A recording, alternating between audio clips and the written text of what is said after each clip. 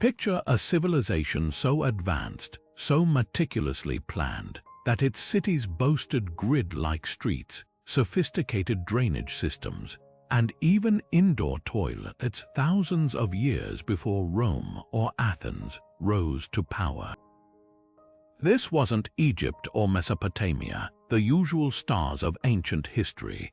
No, this was the Indus Valley Civilization, a mysterious culture that flourished along the banks of the Indus River over 4,000 years ago, yet remains one of history's best-kept secrets. While we marvel at the pyramids or the ziggurats, the people of the Indus Valley were quietly achieving feats of engineering, art, and governance that still leave archaeologists scratching their heads. How did a society this advanced simply vanish from memory for millennia? And what other astonishing secrets are still buried beneath the sands of time? Today, we're setting out on a journey to uncover 25 forgotten wonders of this enigmatic civilization, achievements so groundbreaking they rival the grandeur of any ancient empire you've heard of. From precision-cut bricks that fit together like puzzle pieces to a writing system that's never been deciphered, the Indus Valley was a place where innovation thrived. But here's the twist: while their contemporaries left behind towering monuments and epic tales, the people of the Indus Valley built their legacy in subtler, more mysterious ways. Their cities didn't just function, they flourished with a level of equality and sophistication that feels almost modern. So why don't we talk about them as much as the pharaohs or the kings of Babylon? That's exactly what we're here to change. Over the next few minutes, we'll peel back the layers of history to reveal a civilization that defies expectations at every turn. Imagine streets laid out in perfect right angles, weights and measures so precise they were used across a territory twice the size of ancient Egypt, and art so delicate it could rival anything crafted today. These aren't just relics of the past, they're clues to a way of life that was astonishingly ahead of its time. So if you've ever wondered what history might be hiding in plain sight, buckle up. Because the Indus Valley Civilization is about to take center stage, and its forgotten wonders are ready to rewrite everything you thought you knew about the ancient world.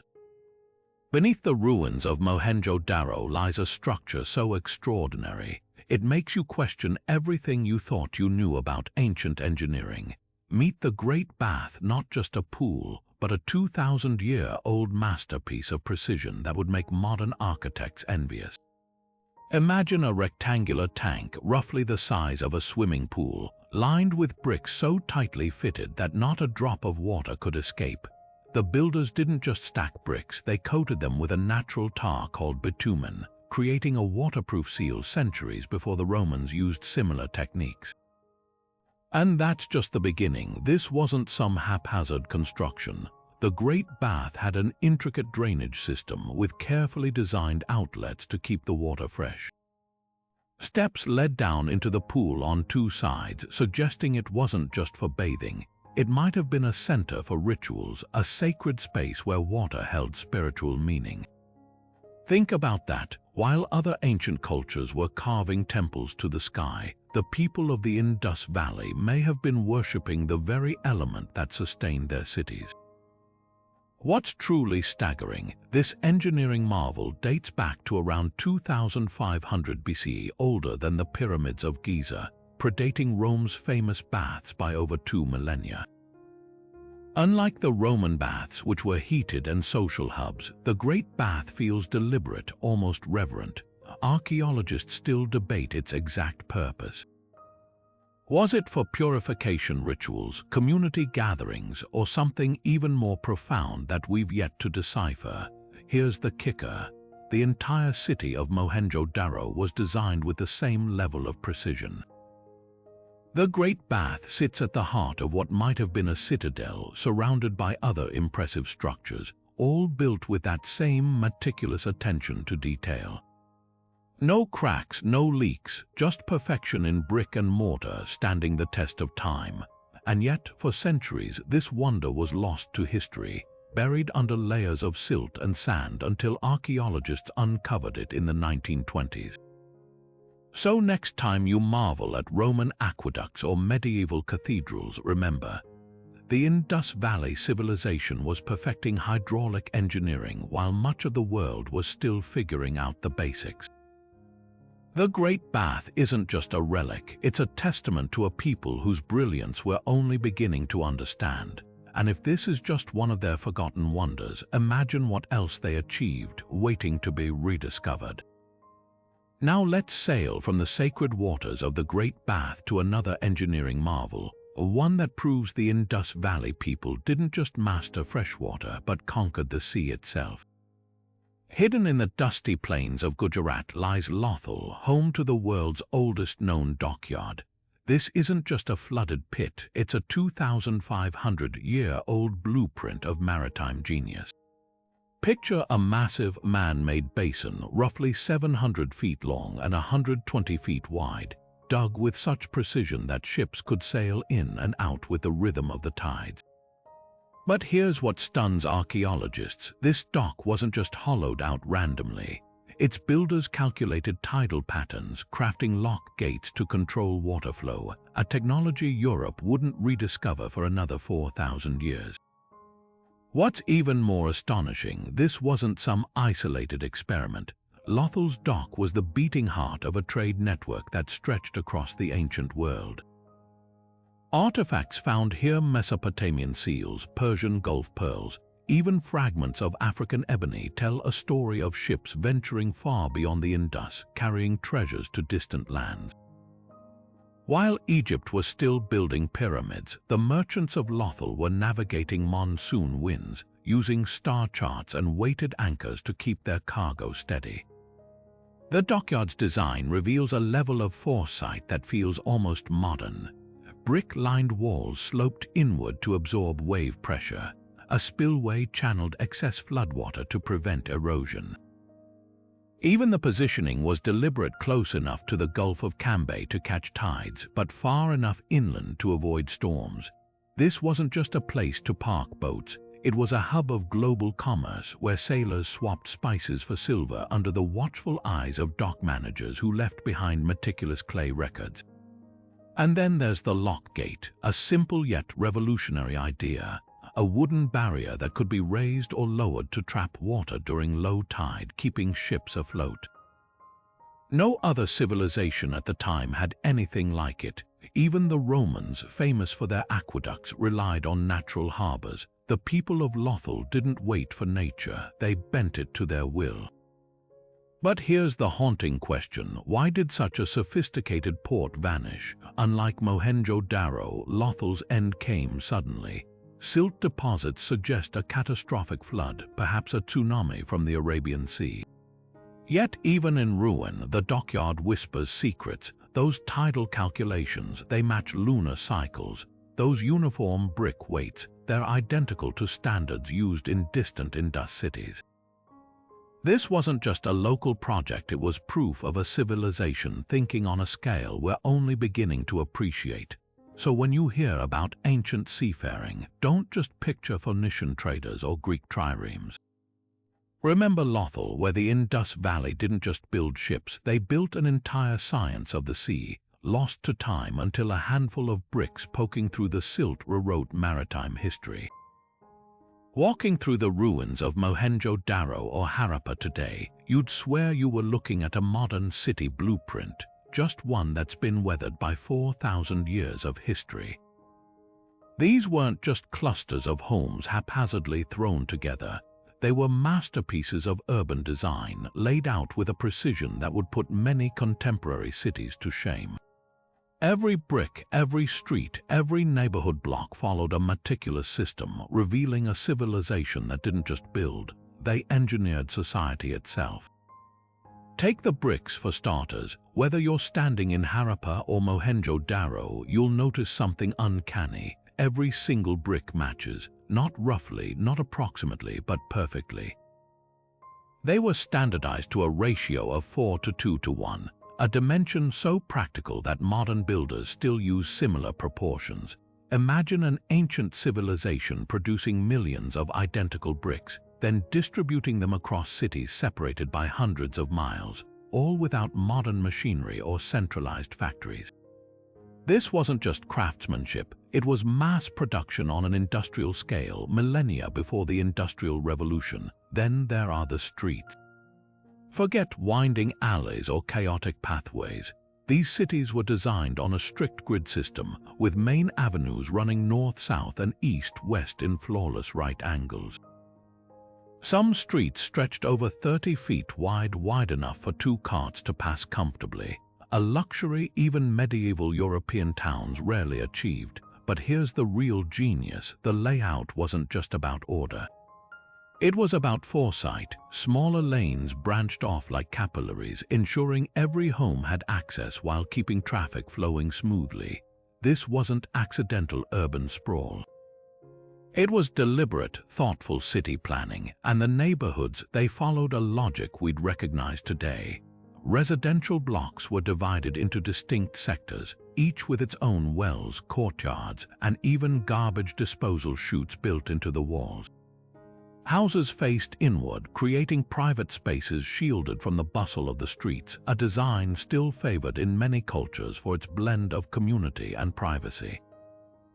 Some districts even show signs of zoning, with craftsmen's workshops clustered together and wealthier homes featuring second stories and enclosed staircases. What's truly staggering is how universal this system was. Whether you were in Harappa near the Ravi River or Mohenjo-Daro further south, the same principles applied. Standardized bricks, grid layouts, advanced drainage. This wasn't just one clever architect's idea, it was a shared vision of civilization, replicated across a territory larger than ancient Egypt and Mesopotamia combined. While other cultures built monumental temples or palaces, the Indus Valley people invested in something subtler but far more revolutionary, a blueprint for everyday life that prioritized function, equality, and sustainability. The drainage alone deserves its own chapter. Every street had carefully designed gutters, and every home was connected to an underground sewer system that would make a modern plumber nod in respect. Wastewater didn't just flood the streets, it flowed through covered channels that filtered into larger mains, all sloping at precise angles to keep everything moving. In a time when many ancient cities were cesspits of disease, the people of the Indus Valley had solved sanitation so effectively that some of their techniques wouldn't be matched until the 19th century. So why does all this matter? Because when we think of ancient innovation, we often picture pyramids or colosseums, structures meant to awe. But the real marvel of the Indus Valley isn't in towering monuments. It's in the quiet genius of a society that understood how people actually live. They didn't just build for kings or gods, they built for merchants, for families, for the rhythm of daily life. And in doing so, they created something far more enduring, the blueprint for the modern city itself, hidden in plain sight for thousands of years. Among the countless mysteries left behind by the Indus Valley Civilization, perhaps none is more tantalizing than the strange, beautiful symbols etched onto thousands of small stone seals. Picture this: delicate squares of soapstone, no larger than a postage stamp, each carved with intricate depictions of animals, unicorns, bulls, elephants, and crowned with a row of cryptic symbols unlike any writing system on Earth. 400 distinct characters have been catalogued, from graceful loops resembling fish to angular marks like bent arrows. Some appear in sequences up to 20 symbols long, meticulously ordered as if following grammatical rules. And yet, despite over a century of study, no one alive today can read a single word of it. This isn't just a linguistic puzzle, it's a full-blown enigma that divides scholars. Some argue these symbols represent a true written language, perhaps even the ancestor of later Indian scripts like Brahmi. Others counter that it's proto-writing, a system of emblems for trade or rituals, not a full-fledged means of recording speech. The seals themselves add fuel to the debate. Found as far away as Mesopotamia, many bear the same recurring motifs: a humped bull, a seated deity, that mysterious unicorn paired with unique clusters of symbols. Were these signatures of merchants' prayers, legal contracts, without a Rosetta Stone to compare it to another known language? Every theory remains a guess. The writing structure deepens the mystery. Unlike Egyptian hieroglyphs or Sumerian cuneiform, Indus script shows no obvious evolution from simple to complex. It appears fully formed, as if the civilization imported or invented it wholesale. Some symbols repeat in patterns that suggest poetic meter or numerical accounting.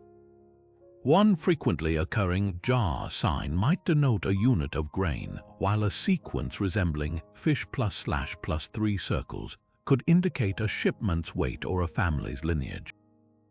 But here's the catch: with no surviving long texts, no royal decrees, no epic poems, linguists are left analyzing fragments shorter than a tweet. Technology hasn't cracked the code either. Computer algorithms have mapped symbol frequencies and sequences, revealing statistical patterns consistent with language. Yet without context, even AI hits a wall. The closest breakthrough came in 2009 when a team proposed that one recurring symbol cluster might mean merchant, but it's still hotly contested.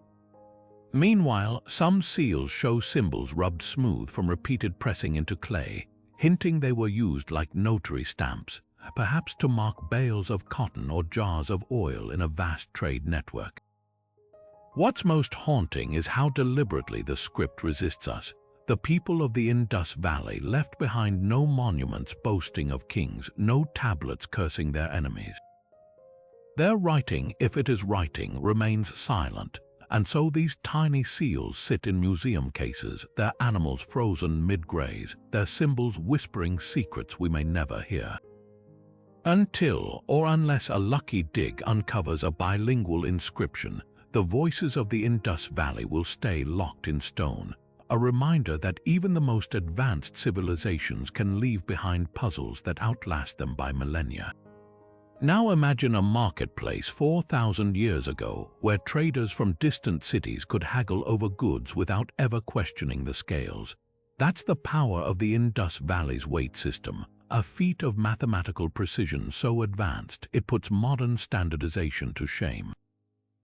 Archaeologists have unearthed hundreds of these weights across multiple cities, from tiny pellets weighing less than a gram to massive stone blocks over 10 kilograms. But here's what stuns researchers: whether you were in Harappa, Mohenjo-Daro, or a far-flung outpost like Talavera, every single weight followed the same exact ratio. The system was built on a perfect decimal scale, units multiplied by a factor of 16, a choice so deliberate it hints at deep mathematical understanding. The smallest weight, just 0.875 grams, was likely used for precious metals or spices. Double it, and you get 1.75 grams, the next size up. This pattern continues seamlessly: 3.5 grams, 7 grams, 14 grams, 28 grams, all the way up to large weights that could measure sacks of grain or bundles of cotton.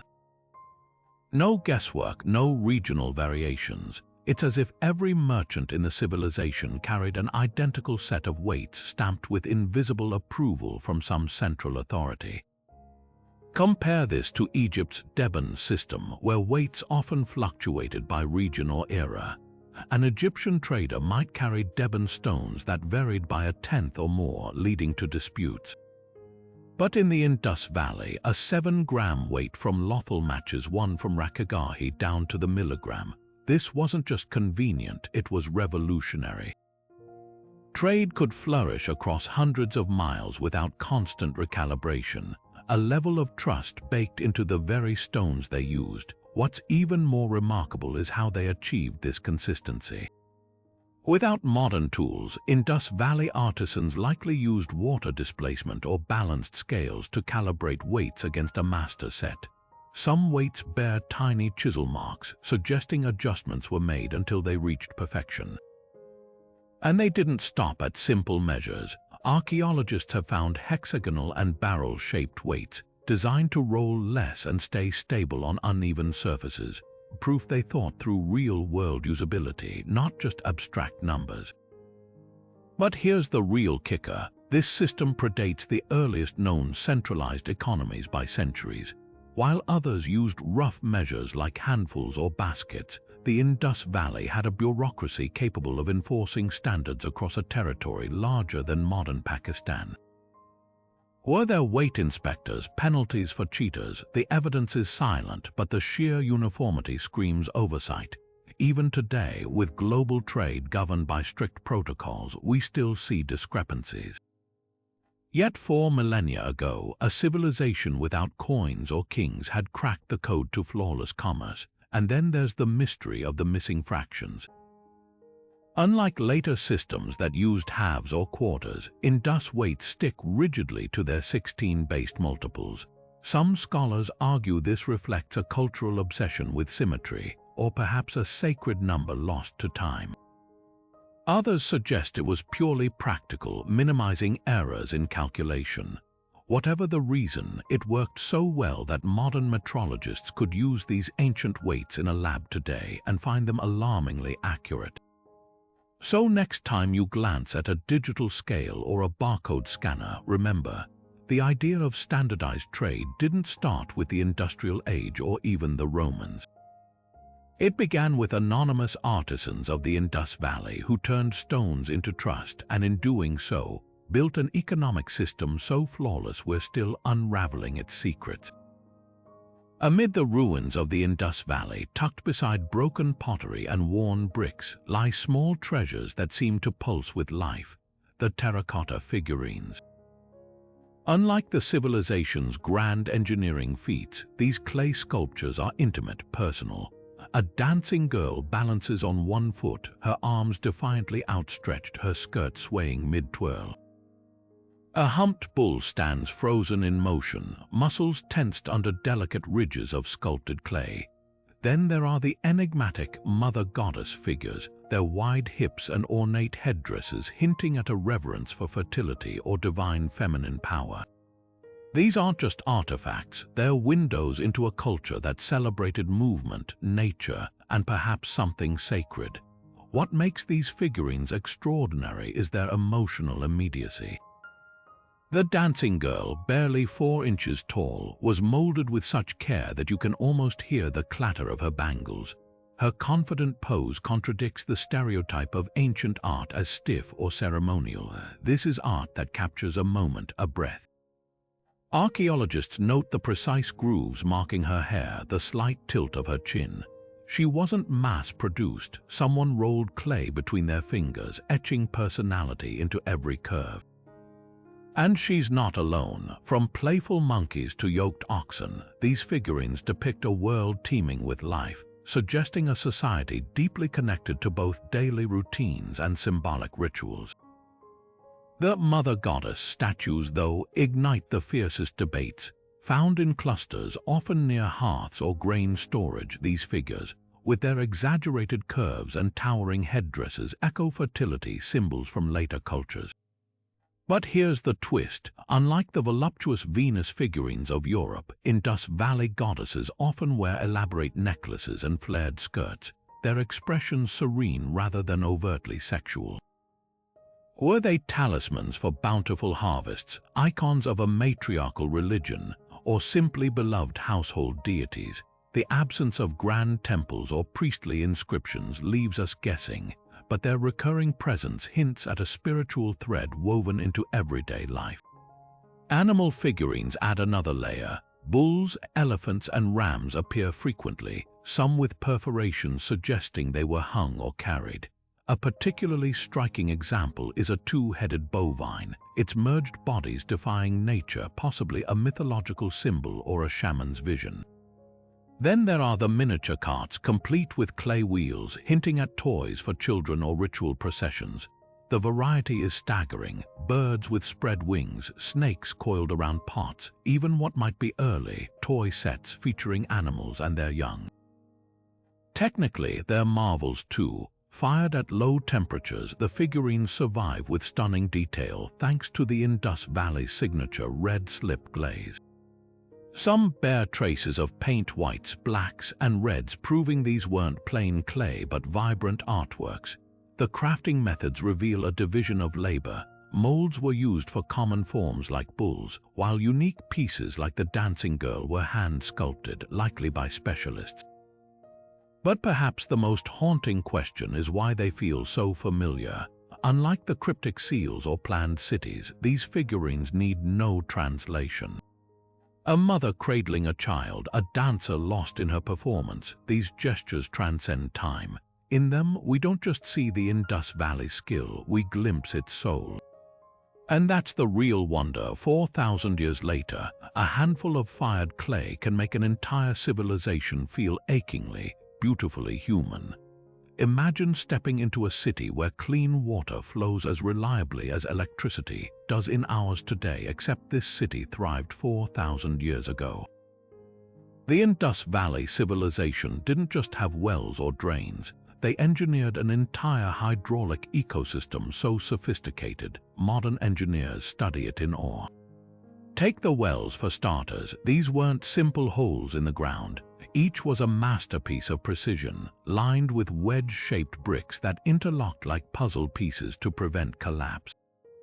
Some cities had hundreds of them, strategically placed so no home was more than a short walk from fresh water. But here's the twist: these wells weren't standalone. They fed into a sprawling underground network, connecting to reservoirs and baths through channels so meticulously graded. Water moved effortlessly without pumps or external force. Now consider the drains. While medieval European cities dumped waste into open gutters, the Indus Valley built an entire subterranean sanitation system. Every house had its own brick-lined drain, sloped perfectly to merge with larger sewers under the streets. These weren't open trenches, they were covered with stone slabs to block debris and odor, a feature London wouldn't adopt until the 19th century. And the genius didn't stop there. At regular intervals, workers could lift these slabs to clear blockages, a maintenance system that kept the entire city flowing smoothly. The larger drains even had curved bottoms to prevent sediment buildup, a detail so advanced it feels ripped from a modern civil engineering textbook. The piece de resistance, the Great Bath's cousin, a massive reservoir at D'Oliveira. This wasn't just a pool, it was a multi-tiered water storage marvel. Rainwater cascaded down intricately carved channels, filling 16 interconnected tanks that could hold millions of gallons. Gates controlled flow between them, allowing precise distribution during dry seasons. Nearby, a filtering system used layers of sand and gravel to purify water before it entered the city's supply.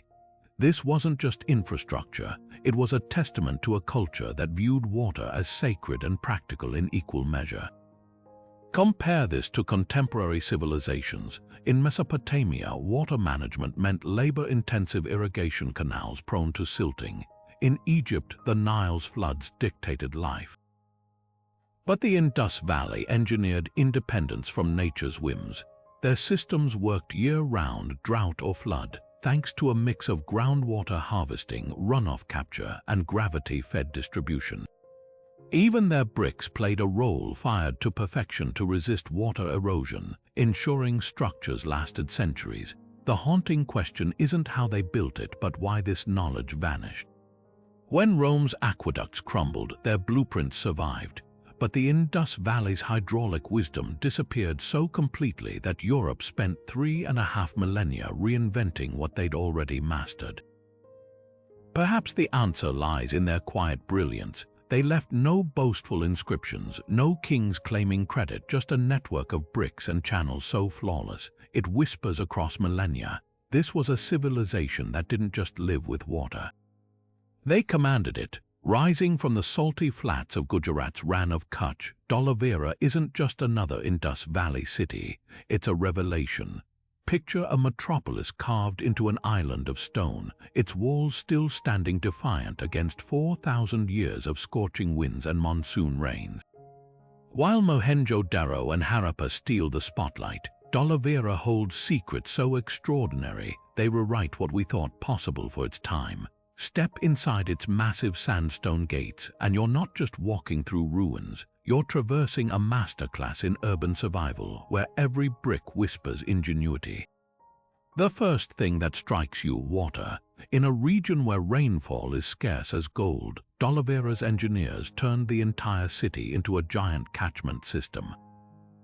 16 reservoirs, some as deep as 20 feet, honeycomb the settlement carved into rock, lined with watertight lime plaster and connected by channels so precise they could redirect a single monsoon downpour to sustain the city for months. But here's the twist, these weren't just static pools. A series of check dams and sluice gates turned seasonal streams into a controlled lifeline, while underground drains filtered silt before it reached storage. The scale is staggering. One reservoir alone could hold over 300,000 gallons, equivalent to filling half an Olympic swimming pool with nothing but ancient hydrology. Then there's the Citadel, a raised fortress split into 3-tiered levels, each with its own ceremonial purpose. The highest tier houses the so-called castle, where a series of sunken rectangular chambers might have hosted rituals under the open sky. Below, a sprawling middle terrace features a stadium-like structure with tiers of seating, possibly for public gatherings or games. And at the base, workshops churned out the famous Indus seals and beads, their walls still littered with half-finished carnelian ornaments. The layout isn't random, it's a deliberate hierarchy echoing a society that balanced power, spirituality, and commerce in perfect alignment. But D'Oliveira's crown jewel is its enigmatic signboard, 10 massive Indus script symbols carved into white gypsum, each character nearly 15 inches tall. Mounted above the northern gate, this wasn't some hidden scribble. It was a billboard meant to be seen.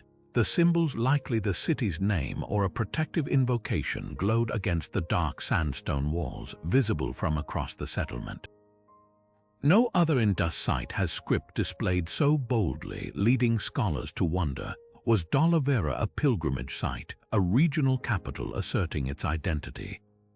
The characters remain untranslated, but their sheer audacity suggests literacy wasn't just for elites here, it was for everyone. What truly sets D'Oliveira apart, though, is its resilience.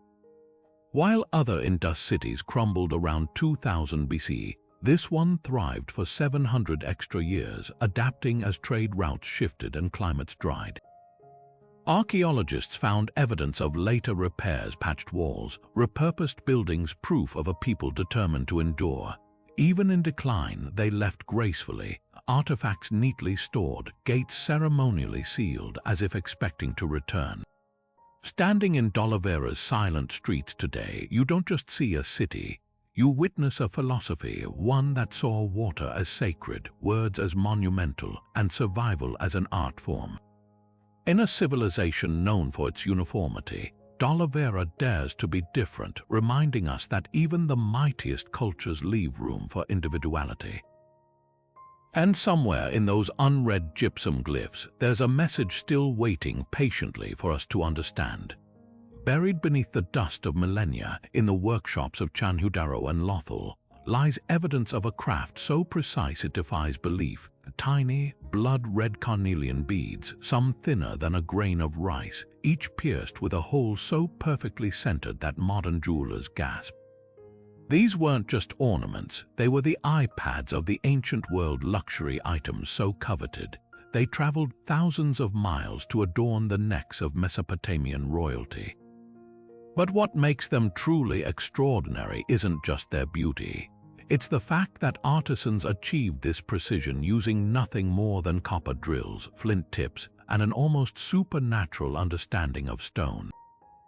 The process began with raw carnelian, a brittle quartz that fractures unpredictably. Indus Valley craftsmen didn't just grind it roughly into shape. They heated the stones in clay crucibles, transforming their color from rusty orange to deep scarlet, a chemical trick that also made the material less prone to shattering. Then came the drilling. Holding a bead steady between their fingers or in a wooden clamp, they spun copper drills using bowstrings, guiding them through the stone at angles calculated to prevent cracks. Some beads, like those found in the Royal Cemetery of Ur, have holes just 1 millimeter wide drilled straight through 2-inch lengths of stone with zero deviation. Modern lapidaries using electric tools admit it's a challenge to replicate, but the real genius lay in their mass production. Archaeologists have unearthed workshops with hundreds of half-finished beads, each at a different stage of polishing. They used graded abrasives from coarse sandstone to fine silt to achieve a gloss that still catches the light after 4,000 years. At Lothal, a single craftsman's trash pit revealed thousands of rejected beads, proof of an exacting quality control system. And here's what stuns researchers: the holes aren't just straight. Microscopic analysis shows spiral marks inside, confirming they used the same drill technique across the civilization, as if following an unspoken textbook. This wasn't craft, it was high-stakes industry. Carnelian from Gujarat's mines reached Sumer via Melu, the Mesopotamian name for the Indus Valley, where cuneiform tablets boast of receiving beads from the distant land. Some were strung with gold spacers, others were etched with white designs using an alkaline paste that ate into the stone, a technique lost until the Renaissance. A single necklace might represent months of labor, exchanged for silver, timber, or lapis lazuli. Yet for all their skill, the artisans left no signatures, no monuments to their mastery.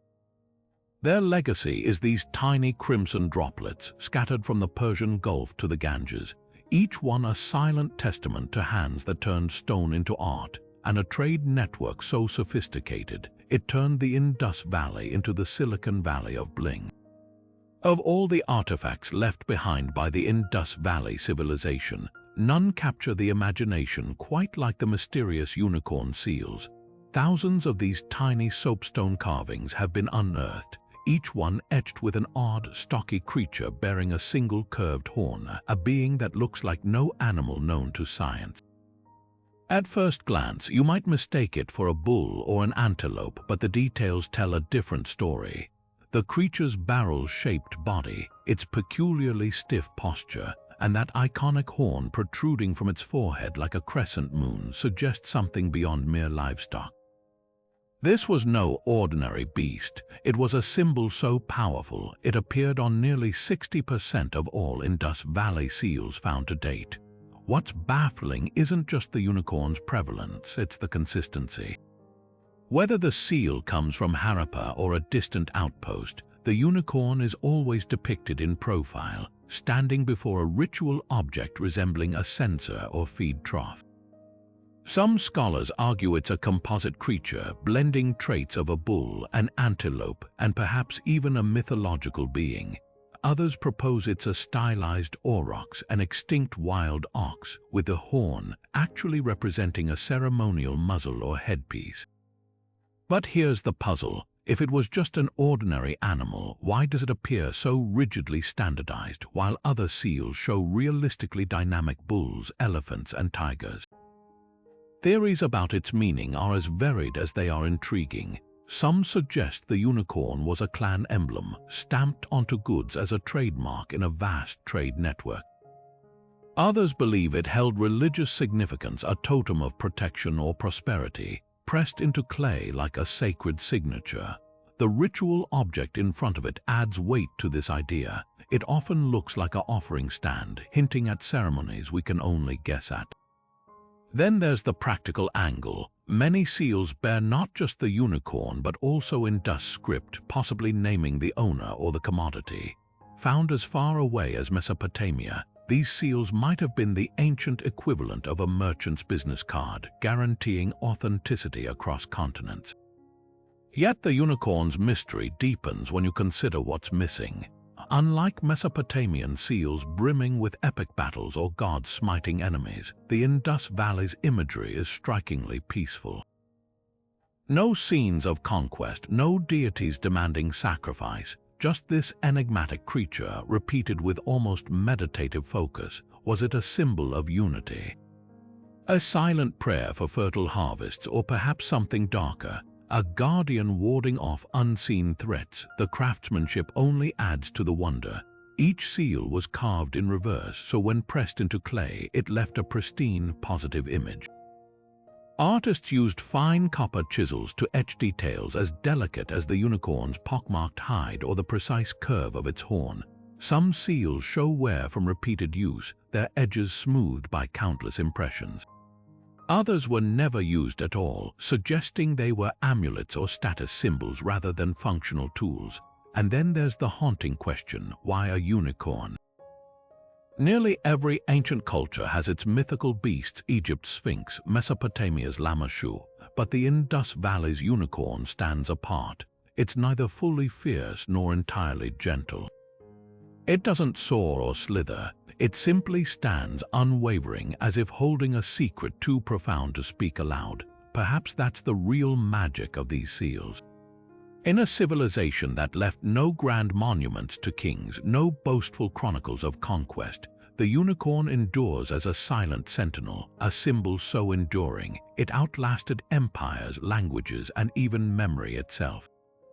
Until we decipher those cryptic Indus script markings beside it, the unicorn will remain what it's always been, a riddle carved in stone, waiting for its meaning to be rediscovered. Walk through any modern construction site today, and you'll hear the hum of machines cutting bricks to exact sizes. Now rewind 4,000 years to a civilization that achieved the same precision without lasers or steel molds.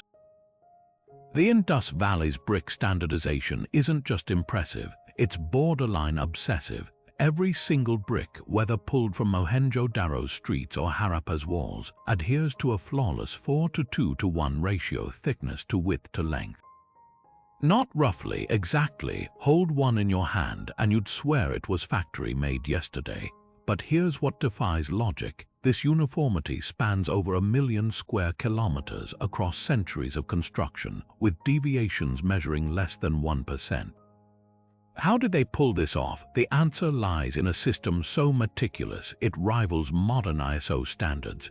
Artisans didn't just eyeball measurements. They used standardized wooden molds, firing bricks in kilns at consistent temperatures to prevent warping. Archaeologists have found stacks of bricks still bearing the fingerprints of workers who pressed them into molds, a fleeting human touch on an otherwise industrial process. And these weren't just any bricks. The Indus Valley recipe was revolutionary, a mix of clay, sand, and crushed pottery shards that made them tougher than their Mesopotamian counterparts. Fire them at just the right heat, and they'd emerge with a distinctive red hue, resistant to monsoons and time itself. But the real magic was in the application. Builders arranged these bricks in alternating courses, stretchers laid lengthwise, then headers placed crosswise, creating bonds so strong, many walls still stand today without mortar. In Dolivera, where earthquakes rumbled frequently, structures flexed rather than fractured thanks to this clever bricklaying. Compare that to Egypt's pyramids, where uneven blocks required heaps of mortar to fill gaps. The Indus Valley's approach was leaner, smarter, and astonishingly durable. What's even wilder, this wasn't a local quirk. Whether you're excavating a coastal outpost like Lothal or a northern hub like Rakhigahi, the bricks are identical. That implies a level of central oversight, or at least shared knowledge, unheard of in the ancient world. No warlord decreed it, no emperor enforced it. The ratio simply made sense. 4:2:1 meant bricks could interlock in endless combinations, allowing everything from house foundations to sewer covers to be built with the same modular units. And then there's the hidden ingenuity. Some bricks were slightly larger for city walls, others smaller for delicate drains, but all scaled proportionally to maintain the sacred ratio. Even the Great Bath's waterproof lining uses special tapered bricks, each angled precisely to create a seamless basin. This wasn't just craftsmanship, it was applied mathematics on a grand scale. The haunting question isn't how they standardized bricks, it's why we ever stopped. When the Indus Valley declined, this knowledge evaporated. Centuries later, the Romans would boast of their concrete, but their bricks varied wildly in size. Not until the Industrial Revolution would humanity rediscover such exacting uniformity. So next time you snap together a Lego set, tip your hat to the Indus Valley. They mastered the art of modular perfection long before it had a name, one perfect brick at a time. Among the towering achievements of the Indus Valley Civilization, their planned cities, their precision weights, their hydraulic mastery, one absence shouts louder than any presence: where are the palaces? The temples, the giant statues of kings. While Egypt's pharaohs stacked pyramids and Mesopotamia's rulers built ziggurats reaching for the gods, the people of the Indus Valley left behind no grand monuments to power. No throne rooms, no boastful inscriptions declaring a ruler's glory. Just miles of egalitarian brickwork, suggesting a society that might have turned its back on the very idea of centralized authority. This isn't an oversight, it's a radical anomaly. Every other contemporary civilization shouted its hierarchies from the rooftops. In Ur, royal tombs overflowed with sacrificed servants and golden helmets. In Giza, laborers hauled limestone blocks to elevate a god-king's tomb. But in Mohenjo-Daro, the largest structures are utilitarian granaries, baths, assembly halls. Even the so-called citadel areas lack the opulence of palaces. No gold-plated walls, no treasure-stuffed chambers, just thoughtfully designed spaces that hint at collective use rather than royal privilege.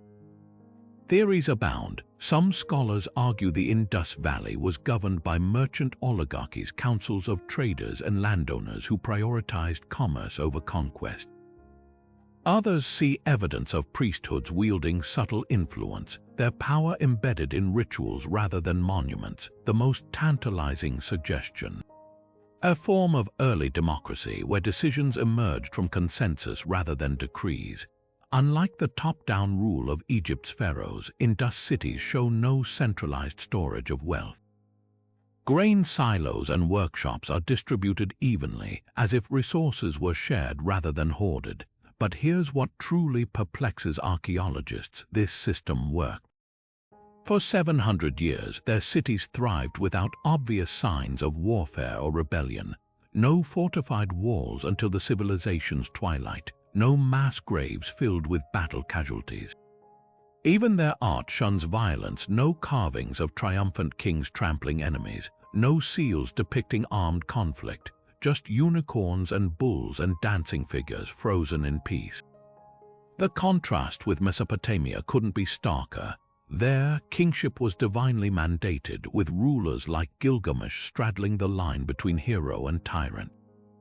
In the Indus Valley, authority, if it existed at all, left no fingerprints. Was it a theocracy without temples, a bureaucracy so efficient it needed no figurehead?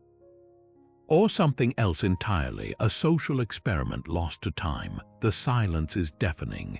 No other Bronze Age civilization achieved so much with so little fanfare. Their seals don't name rulers, their bricks don't bear royal stamps. Even their burials refuse to cooperate. Graves contain modest pottery, not jeweled scepters. It's as if they collectively agreed to build a society where no single voice could claim credit, where progress belonged to the many rather than the few. Perhaps that's the real forgotten wonder, not what they built but what they refused to. In a world drunk on the spectacle of power, the Indus Valley whispers a radical alternative, a civilization that might have valued balance over dominance, community over crown. And that, more than any monument, is what makes their absence of palaces feel like the loudest statement of all. Cast in bronze over 4,500 years ago, the dancing girl of Mohenjo-Daro isn't just an artifact, she's a revolution frozen in metal. Barely 4 inches tall, this figurine captures a moment of effortless grace. One arm cocked defiantly on her hip, the other draped with bangles that seem to jingle with imagined movement. Her head tilts slightly, chin raised as if caught mid-step in a rhythm only she can hear. What makes her extraordinary isn't just her poise, it's the fact that she represents one of the earliest known examples of lost wax casting. A technique so advanced, Renaissance sculptors would spend centuries trying to perfect it. The process began with a wax model, meticulously shaped to mirror every curve of the dancer's lean form. Artisans then encased it in clay, leaving a tiny funnel at the top. When fired, the wax melted away, hence lost wax, leaving a hollow mold. Into this void, they poured molten bronze heated to nearly 2,000 degrees Fahrenheit. Once cooled, the clay shell was shattered, revealing a metal replica of the original wax. But here's the genius: the Indus Valley craftsmen didn't stop there. They used additional wax strings to create hollow channels for the bangles, allowing them to move independently, a detail that would stump metallurgists for millennia. No other contemporary culture achieved such fluidity in bronze. Yet the real marvel isn't the how, it's the who. Unlike the idealized goddesses of Mesopotamia or the rigid royal portraits of Egypt, the dancing girl feels startlingly human. Her proportions aren't divine, they're realistic. Her elongated limbs and slightly protruding belly suggest a real body, not a symbolic ideal. The coiled hair piled high and the necklace slung across her collarbone whisper of personal style, even fashion. This isn't a deity or a queen. She's someone you might pass in the street, a glimpse into everyday life frozen in time. Archaeologists debate her identity. Some see a temple dancer, her pose echoing classical Indian mudras. Others argue she's a courtesan or simply a girl caught in a spontaneous moment. What's undeniable is her confidence. There's no demure gaze, no passive stance. She owns her space, challenging the notion that ancient art only celebrated the powerful. In a civilization known for its anonymity, she's an individual, a face in the crowd who refused to fade away. The haunting beauty of the dancing girl lies in her silence. She carries no inscriptions, no royal insignia.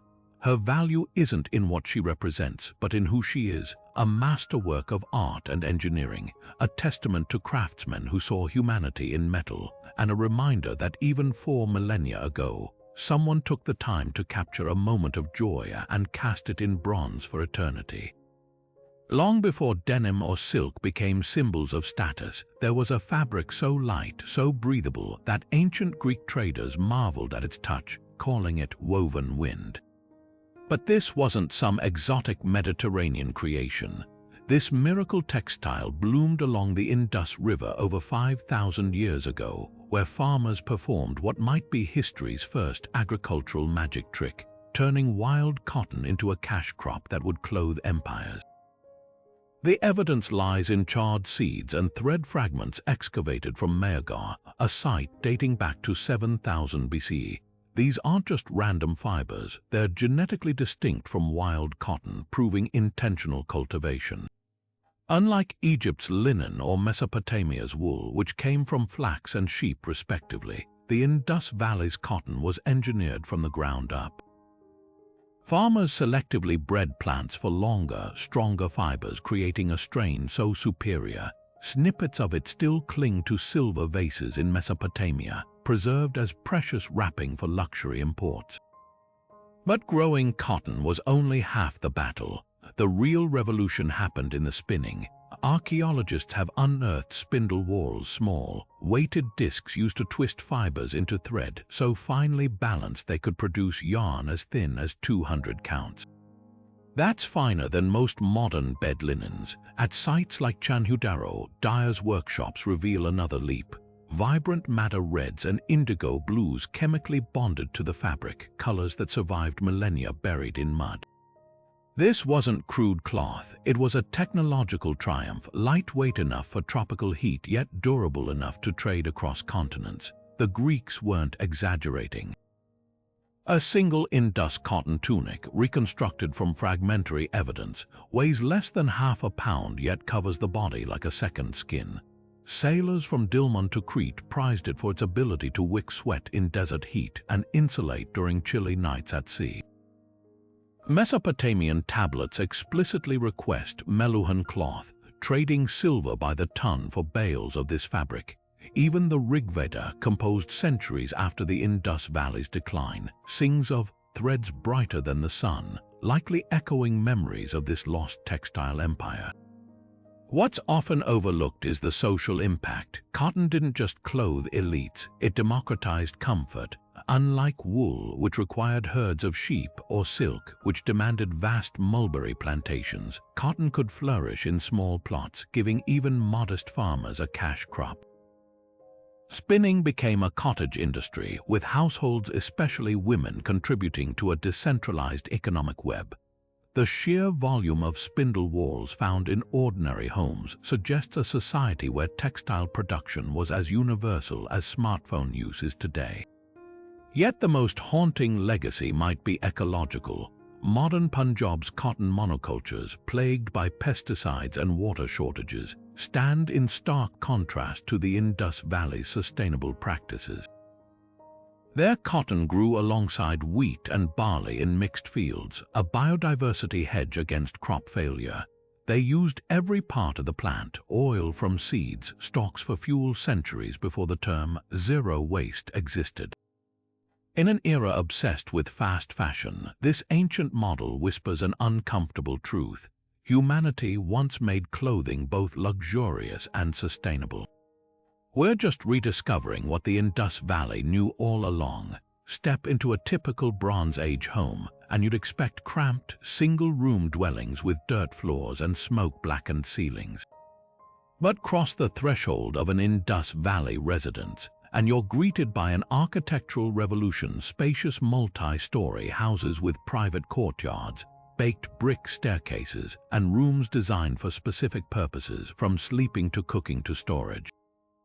These weren't just shelters, they were blueprints for modern living, built over 4,000 years before urban townhouses became a trend. Take the houses of Mohenjo-Daro's lower town, a maze of 2- and even 3-story structures that would have felt downright luxurious to contemporaries in Mesopotamia or Egypt.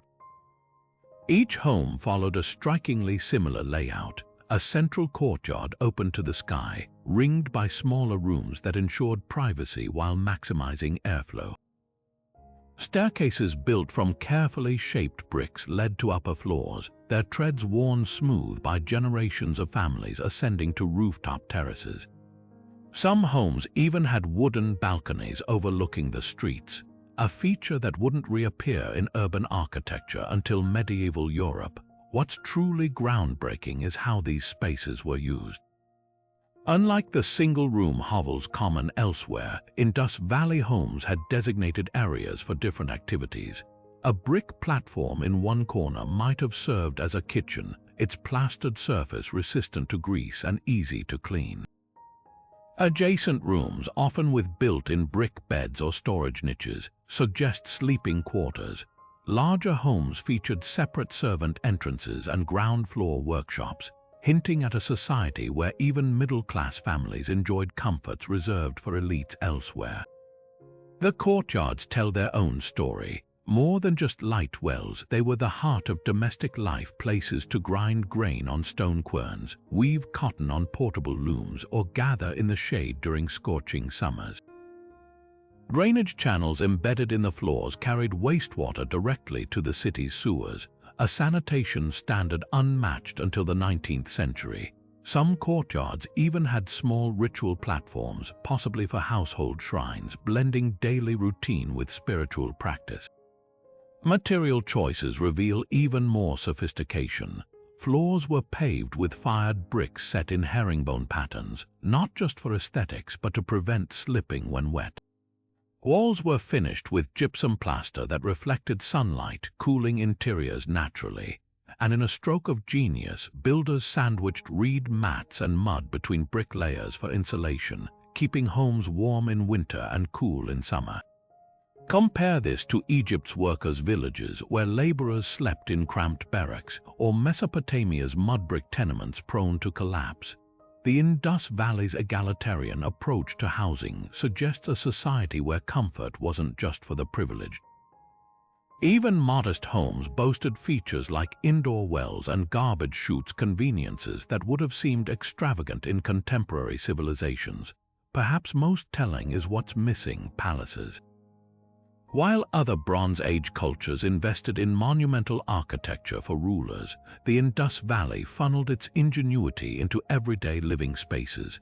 These multi-story homes weren't just structures, they were a quiet declaration that quality of life mattered for all.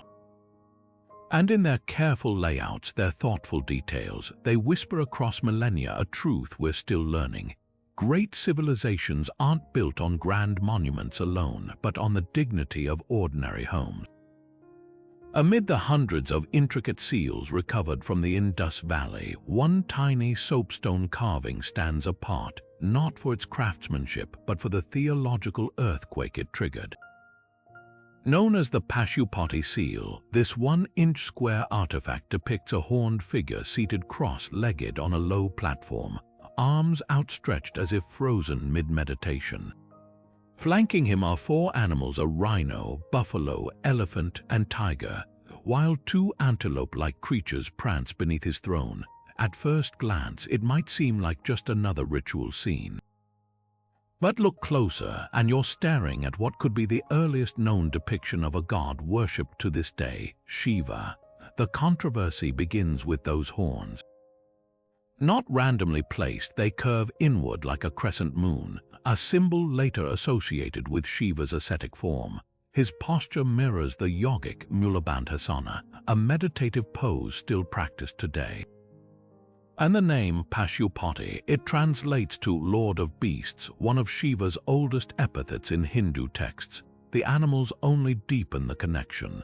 In later iconography, Shiva wears an elephant's hide, rides a bull, and carries a tiger skin. Even the seal's symmetry feels deliberate, the balanced composition echoing Hinduism's concept of cosmic order. But here's where scholars divide. Some argue this is incontrovertible proof that key Hindu traditions stretch back over 4,000 years, long before Vedic texts were composed. Others caution against projecting later beliefs onto an ancient symbol, suggesting the figure might represent a shaman or tribal deity co-opted over millennia. The truth may lie in between. Parallel seals show similar horned figures, sometimes dancing, sometimes flanked by serpents, hinting at a recurring divine archetype that evolved rather than appeared fully formed. What's undeniable is the seal's spiritual weight. Unlike Mesopotamian seals depicting conquests or Egyptian ones focused on the afterlife, the Pashupati seal radiates tranquility. The figure's eyes, though stylized, seem closed in meditation. The animals, though wild, appear calm in his presence. This isn't a god demanding sacrifice, he's a harmonizer, a bridge between humanity and nature. Modern devotees who visit the National Museum in Delhi often stop in reverence before this tiny artifact, seeing in it not just history but a living thread of faith.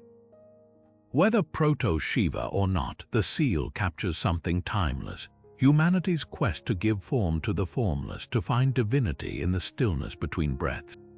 And in that, it may be the Indus Valley's most enduring wonder, a silent mantra etched in stone, echoing across 50 centuries. Beneath the waves of the Arabian Sea, another industry thrived, one that turned the humble seashell into a luxury commodity coveted across the ancient world. At coastal cities like Balakot and Satkajandur, Indus Valley artisans didn't just collect shells, they engineered them into objects of mesmerizing beauty.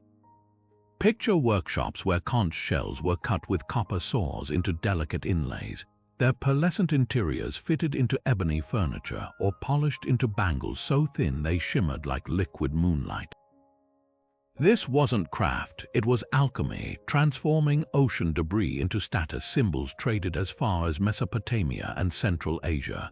The process began with a material we'd overlook today, the spiny murex, a sea snail abundant along the Makran coast. Harvesters waded into tidal zones, plucking live shells to ensure their vibrant hues, blues, pinks, and creams hadn't faded in the sun. Back in the workshop, craftsmen used stone drills to bore precise holes, then sawed the shells into geometric tiles or long, curving pendants. The real magic happened inlaid into wood. At Balakot, archaeologists found fragments of a wooden stool veneered with thousands of shell pieces arranged in intricate floral patterns, each fragment no thicker than a fingernail. The effect would have dazzled under oil lamps, catching light with every movement like a living mosaic. But the shell trade wasn't just about aesthetics. Certain varieties held ritual significance. Turbinella pyrum, the sacred chank shell, was carved into bangles worn only by elites, a tradition later adopted by Hindu priests. Other shells were ground into lime for plaster or traded raw to inland cities where their scarcity made them precious. Mesopotamian records mention Meluhan shells arriving via Dilmun, modern Bahrain, sometimes strung with carnelian beads into necklaces that adorned royalty. What's astonishing is the scale. At Lothal's dockyard, archaeologists uncovered an entire warehouse filled with shell-working debris, mountains of cut fragments alongside finished combs, rings, and even a ceremonial mirror framed in spiral shells. The town's layout reveals specialized districts, one area for dyeing with crushed mollusk ink, another for polishing finished pieces with fine sand. This wasn't cottage industry, it was mass production with a supply chain to match. Fishermen hauled in bulk harvests, middlemen sorted by quality, and artisans shipped finished goods to markets 1,000 miles away. Yet the true innovation lay in their waste management. Shell crafts generated piles of sharp debris, but instead of dumping it, Indus cities recycled. Crushed shell mixed with clay became waterproof mortar for wells. Tiny fragments were pressed into decorative plaster for wealthy homes. Even broken tools were repurposed. A worn shell saw blade found in Mohenjo-Daro had been resharpened until it was barely an inch long, evidence of a culture that wasted nothing. Today, while we marvel at gold masks or marble statues, the shell industry whispers a quieter truth. Luxury isn't just about rarity, it's about vision. The Indus Valley saw treasure where others saw trash, turning the ocean's cast-offs into a legacy that gleamed across continents, one iridescent fragment at a time. Imagine a civilization spanning over 1 million square kilometers, thriving for nearly 700 years without a single evidence of swords, shields, or defensive walls. Not just missing, but seemingly never needed. While Egypt and Mesopotamia erected fortresses and chronicled epic battles, the Indus Valley quietly built something far more radical, a society that might have rejected war entirely. Archaeologists have sifted through tons of rubble across hundreds of sites. They've found toy carts, jewelry, even bronze razors, but almost no weapons. The handful of copper blades discovered could have been tools for hunting or crafting. Unlike the arsenals of Mycenae or the chariot burials of Ur, there are no daggers buried with elites, no murals of conquest. Even their art avoids violence. Seals depict unicorns and bulls, not warriors or captive kings. The closest thing to armor, a few thick leather scraps that might have been belts. What's even more striking is the urban planning or lack of fortifications. Early cities like Harappa and Mohenjo-Daro sprawled outward without defensive walls, their gates wide open. Only toward the civilization's decline do a few settlements add modest barriers, suggesting external pressures rather than internal conflicts. Compare this to contemporaneous cities like Uruk, where towering walls whispered constant paranoia, or the citadels of Troy, rebuilt layer upon layer from sieges. The Indus Valley's priorities were different. They invested in water tanks, not watchtowers, in drainage systems, not drawbridges. Scholars grapple with explanations. Some propose geography shielded them, rivers and deserts acting as natural barriers. But trade networks stretched from Oman to Afghanistan, proving they weren't isolated. Others suggest a cultural ethos, perhaps rooted in early Hinduism's ahimsa, non-violence, though this predates formal scriptures, the most compelling theory. An economy built on commerce, not conquest, with standardized weights and thriving ports, their wealth came from cotton, carnelian, and shells, resources gained through trade rather than raids. This doesn't mean conflict was absent. A few skeletons at Mohenjo-Daro show head injuries, and the occasional clay sling pellet hints at skirmishes. But the scale is microscopic compared to the mass graves of Mesopotamia or the sacked cities of the Levant. Even their decline lacks the usual markers of invasion: no burnt layers, no heaps of arrowheads, just a slow fading, as if the system unraveled from within, not from external blows. The haunting question isn't whether they were peaceful, it's how. In a world where power was measured in bronze spears and slaves, the Indus Valley's restraint feels almost subversive. No glorified kings, no monuments to victory, just well-planned neighborhoods where the greatest innovations weren't siege engines but sewer covers. Their legacy whispers a provocative idea: that civilization's height might not lie in how well it wages war, but in how wisely it avoids it altogether. Deep beneath the sun-baked streets of Mohenjo-Daro lies a hidden masterpiece of hydro-engineering, a precursor to India's iconic stepwells that wouldn't become famous for another 3,000 years. While Rajasthan's Chand Baori dazzles tourists with its geometric perfection, its true ancestor was quietly perfected here in the Indus Valley, where staircases didn't just lead to water, they orchestrated an entire community's relationship with it. Picture this: a massive brick-lined tank, not unlike the Great Bath, but with a series of steps cascading down its sides in perfect symmetry. These weren't mere ladders into the water, they were dynamic tools designed to adapt as water levels rose and fell with the seasons. Each step served as a marker, a meeting place and a lifeline, a blueprint for survival in a land where monsoons dictated life. What's revolutionary isn't just the design, it's the philosophy. Unlike Egyptian nilometers or Mesopotamian canals, which treated water as a force to be harnessed, the Indus stepwells integrated it into daily ritual. The steps created stages for community gatherings, places where women could socialize while filling jars, where children played under watchful eyes, where the act of drawing water became collective rather than solitary. Some reservoirs featured landing platforms at regular intervals, suggesting traders may have anchored small boats alongside, turning hydration into commerce. The steps themselves tell another story. Their uniform height and depth reveal an understanding of ergonomics millennia ahead of its time. Climbing back up with heavy pots was arduous, yes, but the Indus engineers minimized strain through precise proportions, a detail modern architects still study.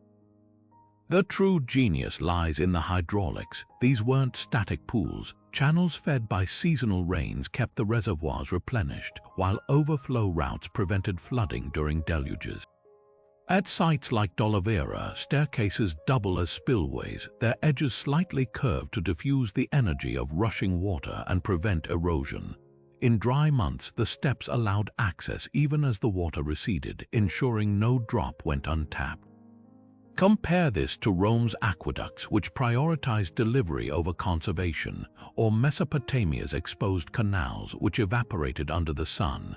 The Indus solution was elegant in its simplicity: work with nature's rhythms, not against them. But why does this matter? Because these early stepwells weren't just pragmatic, they were prototypes for a sacred architecture that would later define India. The interplay of light and shadow on those descending steps, the reflective surfaces creating the illusion of infinite depth. These elements resurface in medieval stepwells like Gujarat's Rani Kai Vav, where spirituality and utility merge. The Indus version may lack ornate carvings, but it shares the same DNA: water as a divine gift accessible to all. Perhaps most poignant is what these staircases don't show.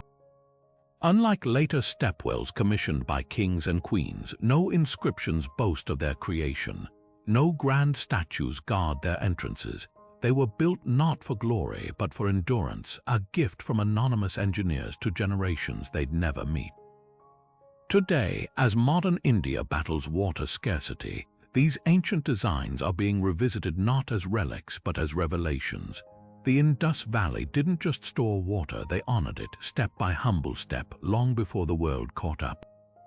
Emerging from the ruins of Mohenjo-Daro with the quiet confidence of someone who expects to be remembered, the so-called priest-king sculpture isn't just an artifact, it's a 4,000-year-old puzzle carved in soapstone.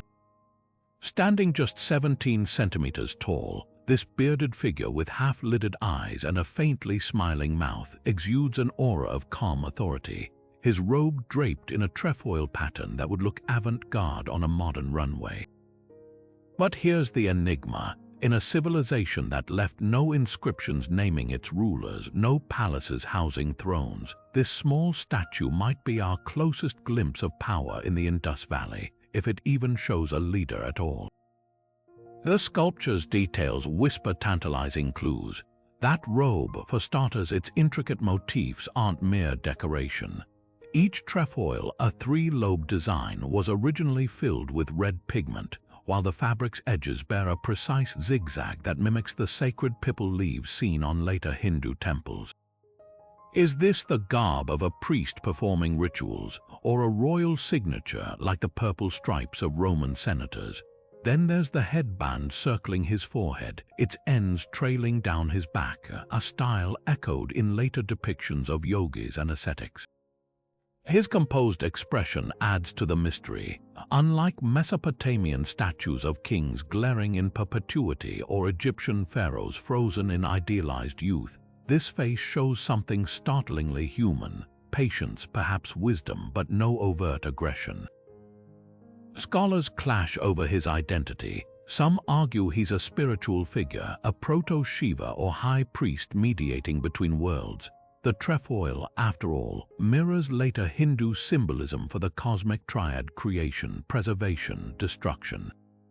Others see a secular administrator, his robe denoting office rather than divinity.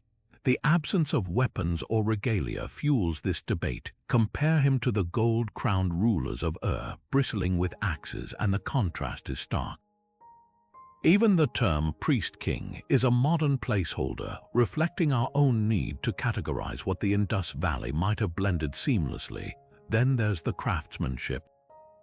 Carved from steatite, a stone soft enough to shape but hard enough to endure, the sculpture was likely polished with abrasives until it gleamed. The back is flat, suggesting it was meant to be viewed from the front, possibly displayed in a niche or carried in processions. Most striking are the eyes, slightly downturned as if gazing at devotees from a raised pedestal. That deliberate pose later echoed in Buddhist and Hindu iconography, hints at a cultural continuity spanning millennia.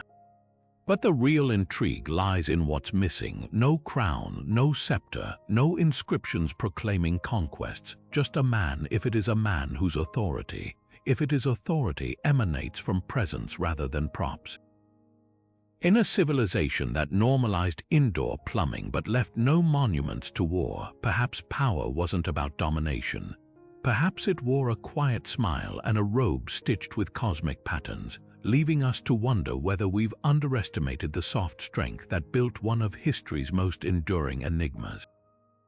In the quiet corners of Indus Valley homes, nestled beside grinding stones and cooking pots, archaeologists have uncovered treasures that speak not of kings or conquests but of childhood.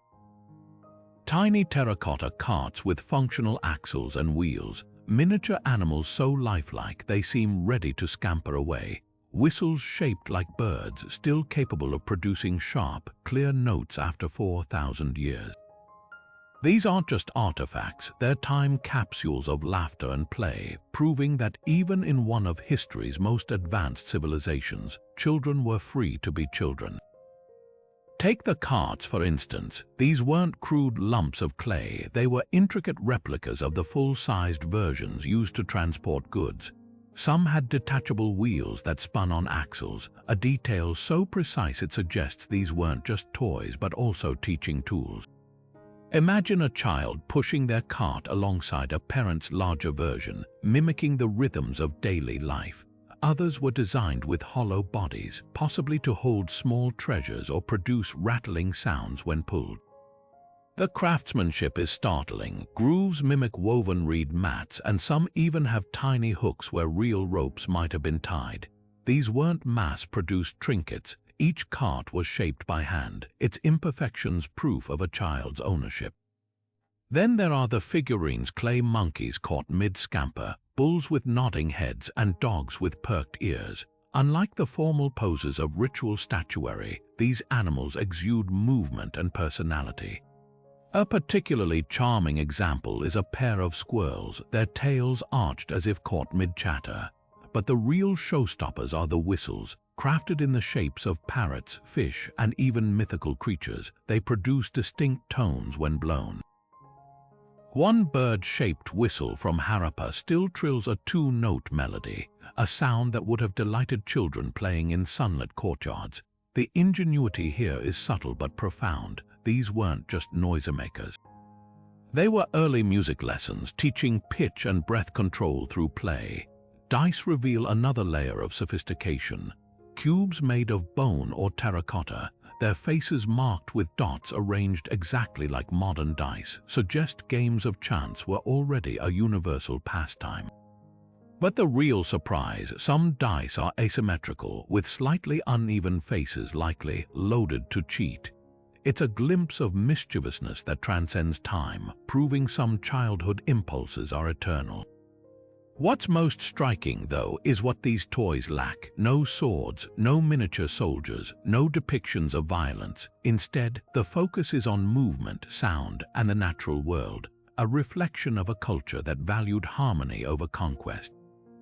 Even the materials tell a story. Unlike the bronze and gold reserved for elite artifacts, toys were made from clay and wood, accessible to all. In a civilization famed for its urban planning, perhaps the greatest innovation was this, recognizing that play isn't frivolous. It's the first blueprint for curiosity, creativity, and the simple joy of being alive. So the next time you see a child pushing a toy truck or blowing a whistle, remember, you're witnessing a tradition as old as civilization itself. The Indus Valley didn't just give us cities and sewers. It gave us the timeless art of childhood, preserved not in grand monuments, but in tiny, spinning wheels and the echo of a 4,000-year-old giggle. Among the carefully laid bricks and meticulously planned streets of the Indus Valley, another layer of genius emerges, one that stretches upward toward the stars. Recent excavations reveal that the cities weren't just aligned to earthly needs like water flow and trade routes. They were also oriented to celestial events with startling precision. Take the ruins of Dolivera, where the main thoroughfare points directly toward the rising sun during the summer solstice, a phenomenon that bathes the entire street in golden light on the longest day of the year. This isn't random. The angles are too exact, the symmetry too deliberate. It's as if the architects used the heavens as their blueprint, but the astronomical sophistication runs deeper. At Kalibangan, archaeologists uncovered a series of fire altars arranged in geometric patterns matching the Pleiades constellation, a celestial marker worshipped across ancient cultures for its agricultural significance. Even more compelling are the water reservoirs at Mohenjo-Daro, positioned to reflect specific star clusters during the dry season, possibly a way to track time before the monsoons. These weren't just decorative choices. They hint at a society that didn't merely observe the sky but integrated its rhythms into daily life, much like the later Mayans or Egyptians. The most tantalizing clue, though, lies in a small terracotta fragment found near Lothal. Etched with a series of dots and lines, it resembles a crude star chart. When overlaid with the night sky of 2500 BCE, the markings align with Orion's belt and the bright star Sirius celestial bodies linked to seasonal flooding in neighboring Mesopotamia. Could the Indus Valley have shared this knowledge? Without written records, we can't be certain, but the evidence piles up. Even their famed weights and measures may have celestial ties. The standardized unit of length, around 13.2 inches, matches a fraction of the ancient Egyptian cubit, a measurement derived from astronomical observations. What's revolutionary is how subtly this knowledge was applied. Unlike Stonehenge's towering monoliths or the pyramid's stark alignments, the Indus Valley's astronomy was woven into the fabric of urban life. Streets doubled as solar calendars, courtyards mirrored lunar phases, and in this seamless blending of the cosmic and the mundane, we see a civilization that didn't just build cities, they harmonized them with the universe itself.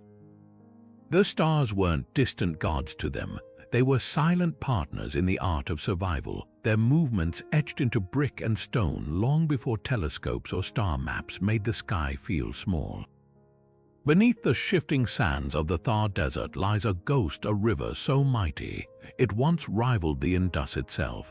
Ancient Hindu texts sing of the Saraswati, a life-giving waterway flowing from mountain to sea, its banks thick with forests and bustling cities. Satellite images and sediment cores confirm its existence, a colossal channel now buried that once carried Himalayan meltwater across what is today Rajasthan's parched landscape.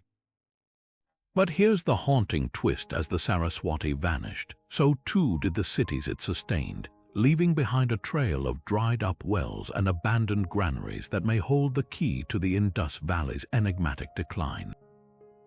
The river's death wasn't sudden.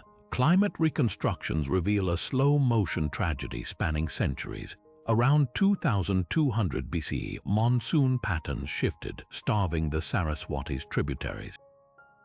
At the same time, tectonic uplifts in the Himalayas diverted its glacial headwaters toward the Ganges, turning a roaring river into a string of seasonal ponds.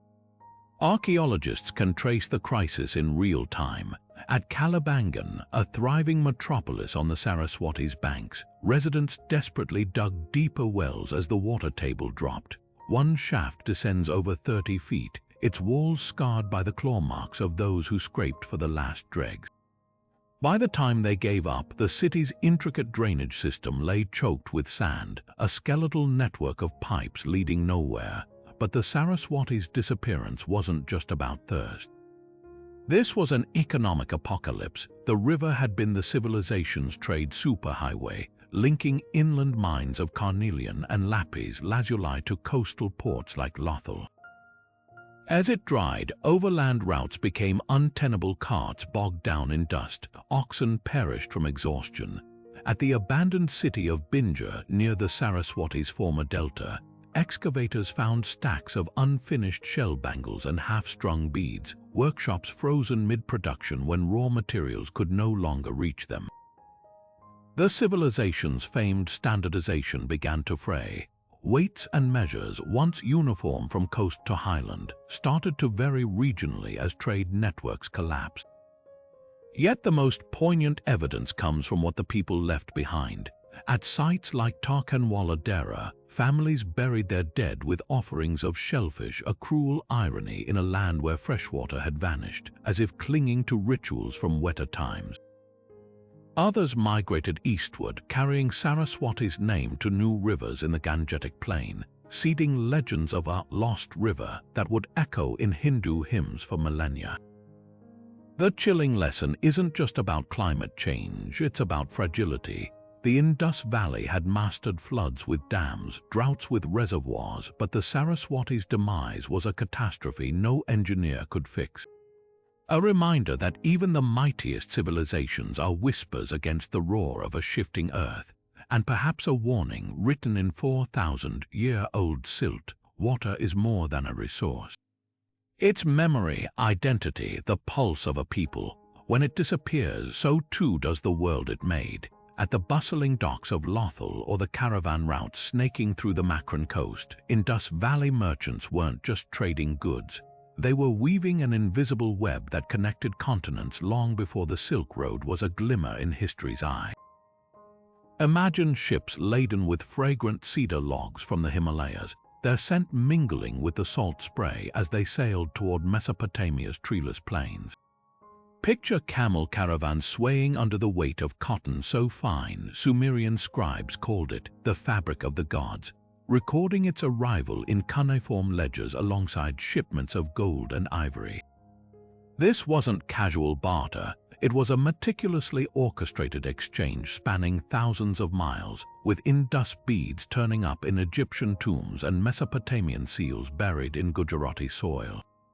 The real shock isn't the distance covered, it's the precision. Chemical analysis of lapis lazuli found in traces the vivid blue stone back to mines in Afghanistan's Badakhshan region, but the drill holes and polishing techniques match workshops in Mohenjo-Daro. That means Indus middlemen controlled the entire chain, sourcing raw lapis, transforming it into beads with trademark barrel shapes, then shipping it westward where it adorned the necklaces of Akkadian nobles. Timber tells a similar story. Mesopotamian texts beg for meluhan, their name for the Indus wood, not just any logs, but specific lengths of teak and cedar, pre-cut to fit architectural standards. Archaeologists have found timber yards in Mohenjo-Daro with stacked planks marked by Indus script, likely inventory labels for overseas buyers, but the star commodity was carnelian. These fiery red beads, etched with white geometric patterns using an alkali paste, became status symbols from Crete to Sumer.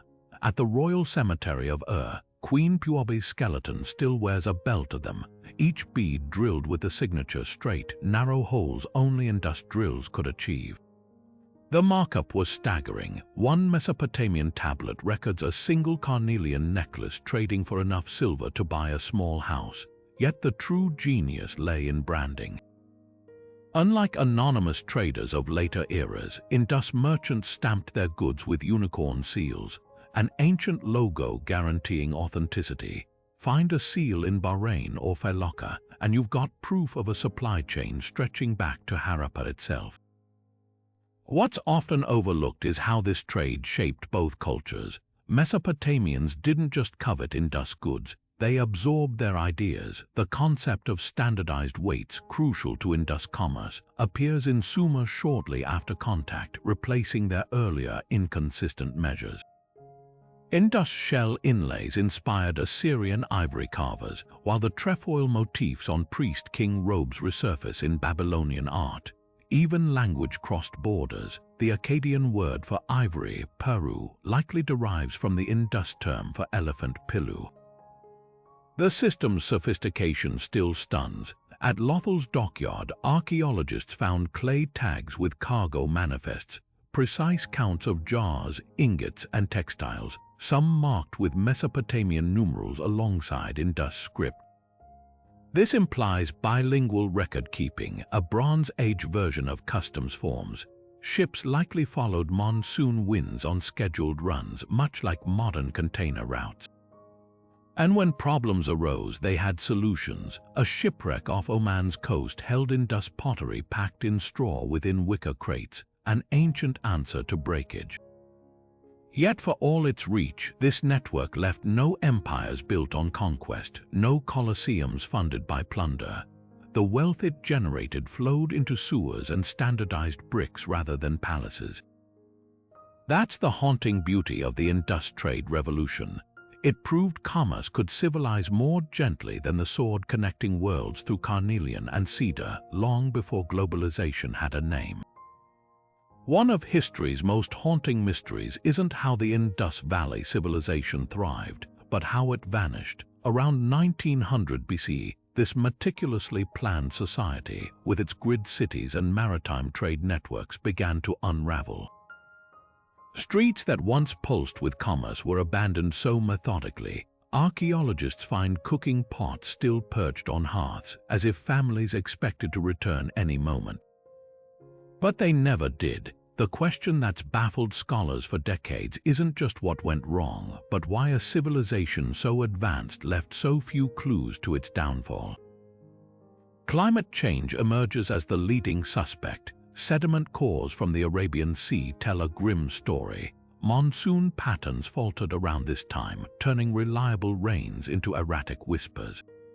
At Kalibangan, the evidence is etched into the earth itself, layers of wind-blown sand interrupting what had been fertile soil, a silent scream of encroaching aridity. Crops withered, reservoirs dried, yet this wasn't some overnight catastrophe. The civilization adapted at first, digging deeper wells, shifting crops to hardier grains like millet. But when the Saraswati River, their lifeline, vanished underground due to tectonic shifts, even their legendary ingenuity had limits. Skeletal remains from Mohenjo-Daro show signs of malnutrition in children, their bones frail as the rivers that once nourished them. But climate alone doesn't explain everything. Geological surveys reveal something even more sinister. The land itself betrayed them. the Indus Valley sits atop one of Earth's most seismically restless zones. Around 2000 BCE, a series of massive earthquakes likely shattered their hydraulic systems, those carefully engineered drains and wells now cracked beyond repair. At Oliveira, entire sections of the city wall lie toppled in the same direction, as if shoved by a furious god. Imagine the terra water, their most precious resource, now seeping uselessly into fractured earth, while the ocean they once mastered turned against them. Evidence of a tsunami's wrath has been found at coastal outposts like Sokto, where layers of marine sediment bury once bustling harbors. Then there's the human factor. As resources dwindled, the society's famed egalitarianism may have fractured. Late-era neighborhoods show sudden disparities once uniform house sizes give way to a few sprawling mansions surrounded by cramped hovels. Were their revolts a breakdown of the systems that had held them together for centuries? Unlike the violent collapses of Mesopotamia or the Levant, there are no mass graves, no burned citadels. Just a slow dissolution, like a tightly wound clock finally running down. The most haunting theory of all, they didn't so much collapse as scatter. Isotope analysis of skeletons from Daro shows some migrated east toward the Ganges, bringing their weights, their pottery styles, and perhaps their gods with them. The unicorn seals reappear centuries later in Gujarat. The trefoil motif resurfaces in Vedic rituals. Like a river delta branching into countless streams, the civilization may have dispersed so thoroughly, its legacy lives on in ways we're still learning to recognize. So perhaps the Indus Valley's final wonder isn't its fall, but its quiet persistence. In a world where most ancient collapses echo with the clatter of swords, there's whispers in the turning of a potter's wheel, the rhythm of a monsoon prayer, the unbroken thread of a culture too resilient to ever truly die. The stones may have been abandoned, but the ideas like those perfect, eternal bricks were built to last. From the grid-planned cities that predate Rome by millennia to the maritime dockyards rivaling modern engineering, the Indus Valley Civilization didn't just exist, they redefined what an ancient society could achieve. These 25 forgotten wonders shatter every stereotype we hold about the past. This wasn't a world of crude beginnings, it was a golden age of urban planning, standardized trade, and egalitarian values that still feel revolutionary today. Their innovations weren't just ahead of their time, they were so advanced some wouldn't be matched until the industrial era. Think about it. While other civilizations glorified kings and conquests, the Indus Valley prioritized something subtler but far more enduring: quality of life. Their drainage systems put medieval Europe's filth-ridden streets to shame. Their cotton fabrics were traded like currency across continents, and their weight system, so precise it could be used in a laboratory today. Even their toys, whistles that still sing after 4,000 years, toy carts with spinning wheels, speak to a society that valued joy as much as efficiency. What's most astonishing isn't any single wonder, but how they fit together like pieces of an unsolvable puzzle. A civilization without palaces, yet capable of building the Great Bath. A people who left no boastful monuments, but whose beadwork adorned Mesopotamian queens. Their legacy whispers a radical idea: progress doesn't require pyramids or emperors. Sometimes it's found in the quiet genius of a brick's perfect proportions, or a child's laughter echoing through terracotta figurines. Now it's your turn. Which of these wonders reshaped your view of history? Was it the celestial city alignments, the undeciphered script, or the peaceful society that thrived without swords? Drop your thoughts below. We're just scratching the surface of humanity's hidden chapters. And if you're hungry for more mysteries, hit subscribe. The past has plenty left to reveal, and together we'll keep unearthing stories that rewrite textbooks. The Indus Valley's secrets were buried for millennia. Now they're finally getting the audience they deserve.